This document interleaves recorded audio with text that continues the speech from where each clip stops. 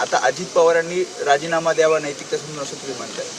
बिलकुल. अजित पवारांचा मुलगा आता बघा म्हणजे सख्खा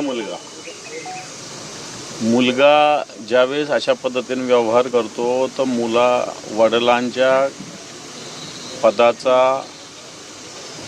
जबाबदारीचा प्रभाव मुलाच्या निर्णयावर होत असतो. आणि ज्या अर्थी 40 एकर जमीन कोरेगाव पार्क सारख्या ठिकाणी पार्थ पवारांच्या कंपनीला मिळते आणि दुर्दैव असं की ज्या कंपनीत 99% पार्थ पवारचा शेअर आहे आणि 1% शेअर कोण पाटील त्यांचा आहे, त्या पाटीलवर गुन्हा दाखल होतो आणि पार्थ पवारवर गुन्हा दाखल होतो. 99% शेअर्स पार्थ पवाराचे आहेत, 1% शेअर त्या पाटलांचा आहे.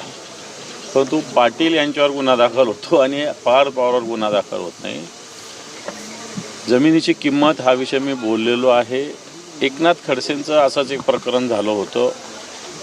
एकनाथ खडसेने सुद्धा MIDC जमीन जिचं व्हॅल्युएशन जास्त असताना कमी किमतीत ही जमीन खरेदी केली होती. देवेंद्र फडणवीस मुख्यमंत्री असताना झोटिंग कमिटी यावेळेस नेमली होती. आम्ही हीच मागणी करतोय की अशाच पद्धतीने एक समिती नेमली जावी.